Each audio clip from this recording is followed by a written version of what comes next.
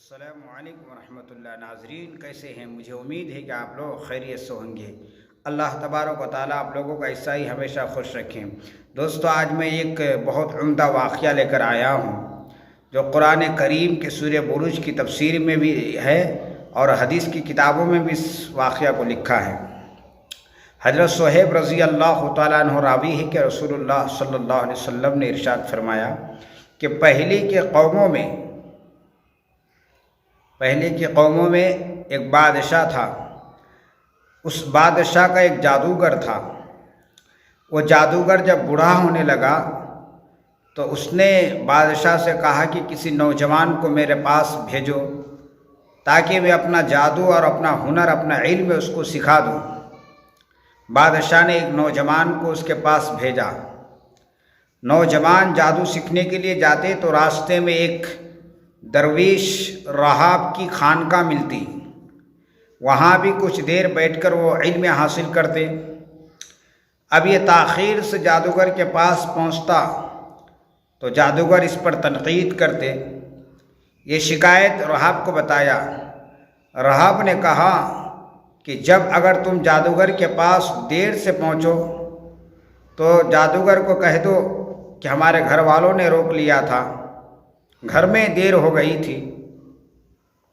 اور جب گھر اگر تاخیر سے اور دیر سے پہنچو تو کہہ دینا کہ جادوگر نے روک لیا تھا۔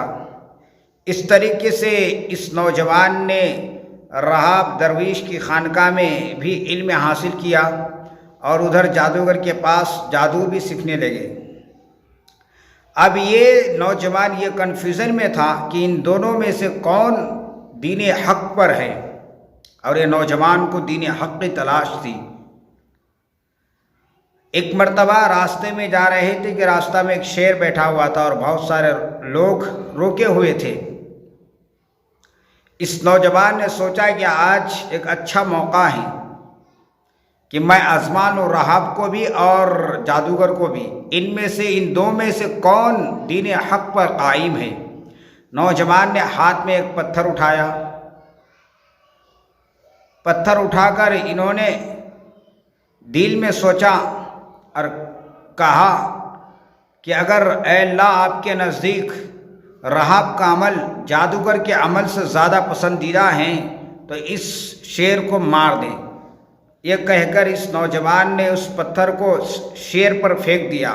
شیر فوراً مر گیا اور اس کے بعد آدمی چلنے لگے۔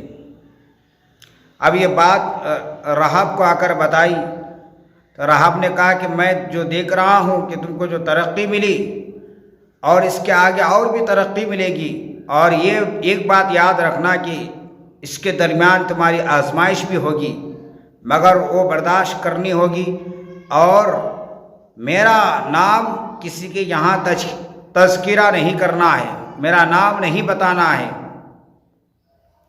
نوجوان نے اس طریقے سے آگے چل کر ان کی مہارت اور ان کی علم میں یہ ترقی ہوئی کہ اب یہ شخص کے پاس جو بھی بیمار آتا ہے، برس کی بیماری، مجنون اور آنکھ کے نابینا، سب کو یہ ٹھیک کر دے رہا ہے۔ ان کی شہرت اب مچنے لگی۔ اب یہ ہوئی کہ جو بادشاہ کے ہم نشین ایک شخص تھا، ان کی بینائی چلی گئی تھی، آنکھ سے نابینا ہو چکا تھا۔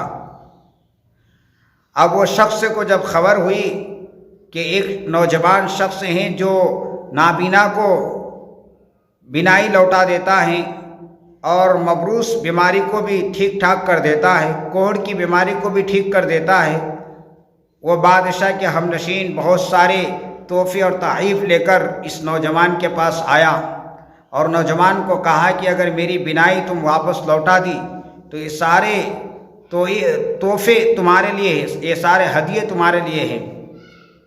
نوجوان نے کہا کہ میں کسی کی بینائی نہیں لوٹاتا، نہ میں کسی بیمار کو شفا یاب کر رہا ہوں، نہ ہی میں کسی کو اچھا کرتا ہوں۔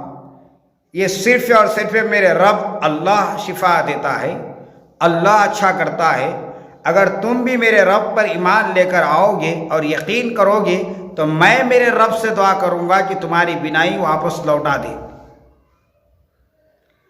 اب وہ شخص نے کہا کہ ہاں میں اس رب پر ایمان لے کر آتا ہوں۔ نوجوان نے اس کے حق میں دعا کی تو اس کی بینائی واپس لوٹ آئی، یہ اب اچھا ہو گیا۔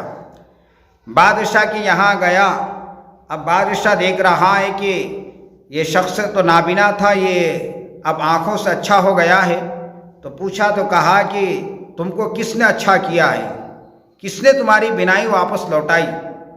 تو وہ شخص نے کہا کہ میرا رب نے مجھے نابینا سے بینائی کر دیا، مجھے آنکھ لوٹائی میرے رب نے، میرے خدا نے جو سارے کائنات کا رب ہے۔ اب بادشاہ غصہ میں بھڑک گیا اور کہنے لگا کہ میرے علاوہ کون بادشاہ ہو سکتا ہے، میرے علاوہ کون خدا ہو سکتا ہے، میرے علاوہ کون رب ہو سکتا ہے؟ اس کو پکڑ کر تکلیف پہنچانے شروع کر دی اور پوچھا کہ بتاؤ تم کو یہ کس نے بتایا ہے؟ اتنا مجبور کیا ان کو تکالیف اور پریشانی میں ڈالا گیا، تو وہ مجبور ہو کر اس نوجوان کا نام بتا دیا۔ اس نوجوان کو گرفتار کر کے لے کر گیا، تو نوجوان کو جب انہوں نے سزا دینی شروع کی اور اس شخص کو بلایا، بادشاہ نے اپنے ہمنشین کو بلا کر اس کے سامنے سر پر آرا رکھ کر پھاڑ کر دو حصے کر دیا۔ یہ دیکھ کر بھی یہ نوجوان ایمان سے پیچھے ہٹنے کے لیے تیار نہیں۔ تو نوجوان نے کہا، نوجوان کو بھی تکالیف پر تکالیف دینا شروع کر دیا اور ان کو بھی سخت سے سخت، کڑی سے کڑی سزا دینی شروع کر دی۔ تو نوجوان نے مجبور ہو کر رہاب کا نام بتا دیا۔ رہاب کو پکڑ کر گرفتار کر لایا گیا، تو رہاب کو اس کے سامنے اس کو بھی پھاڑ دیا گیا، دو حصے کر دیا گیا، اس کا بھی یعنی قتل کر دی گئی، شہید کر دیا گیا۔ اب نوجوان اپنے رب سے پھیرنے کے لیے تیار نہیں ہے، بادشاہ کو رب ماننے کے لیے تیار نہیں ہے۔ وہ کہہ رہا ہے کہ میرا رب وہی ہے جو ساری کائنات کو بنایا ہے۔ بادشاہ کو کہا کہ جو تم سے ہو سکے کر لو، مگر میں ایمان سے پھرنے والا شخص نہیں ہوں، میں تجھے رب ماننے والا نہیں ہوں۔ بادشاہ نے اسے اپنے درباریوں اور سپاہیوں کے ساتھ پکڑوا کر بھیجا ایک پہاڑ کے اوپر کہ اس کو ایک پہاڑ کی بلندی کے اوپر لے کر جاؤ اور اس سے کہو کہ اگر تم اس رب کو رب ماننے کے لیے چھوڑ دو گے اور بادشاہ کو رب مان لو گے، بادشاہ کے دین پر آ جاؤ گے، تو تمہیں تمہاری جان بخش دی جائے گی، تمہیں چھوڑ دیا جائے گا، ورنہ تمہیں اس پہاڑ سے نیچے گرا کر تمہیں ہلاک اور برباد کر دیا جائے گا۔ اس طریقے سے پہاڑ کی چوٹی کے اوپر بادشاہ کی سپاہیوں نے لے کر گیا، تو اس نوجوان نے اپنے رب سے دعا کی، تو پہاڑ پر ایک قسم کا زلزلہ قائم ہو گیا۔ جیسا وہ زلزلہ قائم ہوا تو سارے کے سارے سپاہی نیچے گر کر وہ مر گیا۔ اب یہ نوجوان پاؤں چل کر بادشاہ کے پاس آ گیا۔ بادشاہ بڑا حیران ہے کہ وہ لوگ کہاں ہیں؟ کہا کہ سب ختم ہو گیا، جو چلے تھے مارنے کے لیے وہ خود مر گئے۔ نوجوان بادشاہ کو آ کر ماجرا سنایا۔ بادشاہ نے پھر اپنے سپاہیوں کے ساتھ اس کو کشتی میں سوار ہو کر سمندر کے بیچ میں لے جانے کے لیے مشورہ دیا۔ سپاہیوں کو کہا کہ اس کے سمندر کے بیچ میں لے کر جانا اور اس کو کہنا کہ اگر تم جس رب کا نام لے رہو ہو اس رب کا نام لینے کے لیے چھوڑ دو گے اور مجھے بادشاہ کو رب مان لو گے تو تمہاری جان بخش دی جائے گی، تمہیں چھوڑ دی جائے گی، ورنہ اس بیچ سمندر میں تمہیں پھینک دیا جائے گا۔ یہ کہہ کر لے کر گیا۔ پھر وہی دعا یہ نوجوان نے دہرائی اور سارے کے سارے سپاہی وہیں ہلاک و برباد ہو گیا، اور یہ نوجوان پھر سمندر سے پیر چل کر بادشاہ کے سامنے آ گیا۔ بادشاہ حیران پریشان ہے۔ نوجوان نے کہا کہ اگر تجھے مجھے مارنا ہی ہے تو میں ایک تدبیر بتا رہا ہوں، اگر اس پر عمل کرو گے تو تم کامیاب ہو سکتے ہو۔ تمہارے جتنے بھی لوگ تمہیں ماننے والا ہیں سارے لوگوں کو بلاؤ، اکٹھا کرو ایک میدان میں، جیسا کہ کرکٹ دیکھنے کا اسٹیڈیم ہوتا ہے، اس طریقے سے سارے لوگوں کو بلاؤ جتنے بھی تمہارے حکومت میں ہیں، اور وہاں ایک سولی پر پھانسی پر مجھے چڑھا دو، اور میرے ترکش سے تیر نکالو، اور تیر کو پھینکنے سے پہلے یہ کہو کہ میں اس نوجوان کے رب کے نام سے اس تیر کو پھینکتا ہوں، یہ کہہ کر پھینکو، اور اس کے بعد مجھے آ کر لگے گا میں مر جاؤں گا۔ وہ بادشاہ نے ایسا ہی کیا، سارے لوگوں کو، اپنے حکومت کے لوگوں کو اکٹھا کیا، ایک جگہ جمع کیا، پھانسی کا پھندا تیار کی گئی، اس پر نوجوان کو پھانسی پر لگا دیا گیا، اور اس ترکش سے تیر نکال کر بادشاہ نے زور سے کہا کہ میں اس نوجوان کے رب کے نام سے اس کو مارتا ہوں۔ جیسا ہی بادشاہ نے تیر پھینکا تو اس نوجوان کی کان پٹی پر آ کر لگا، اور نوجوان نے ایسا ہاتھ رکھ کر وہیں اللہ کے نام سے وہ مر گیا۔ اس کے بعد کیا ہوا دوستو، جتنے بھی سارے حکومت کے لوگ وہاں موجود تھے، سارے کے سارے لوگ نے کہا کہ میں اس بادشاہ پر نہیں بلکہ اس نوجوان کے رب پر ایمان لے کر آتا ہوں۔ سارے کے سارے لوگ مسلمان ہو گیا۔ بادشاہ اور غصہ میں بھڑک گیا، بادشاہ اور پریشان ہو گیا۔ بادشاہ نے سارے لوگوں کو سزا دینے کے لیے ایک خندق کھدائی کروایا، اس پر آگ دہکایا، اس کے بعد ایک ایک کر کے اس کو پکڑ کے اس پر ڈال دیا گیا۔ اور یہاں تک فرماتے ہیں کہ ایک عورت تھی اور اس کے پاس ایک بچہ تھا، بچہ کو ڈال دیا گیا۔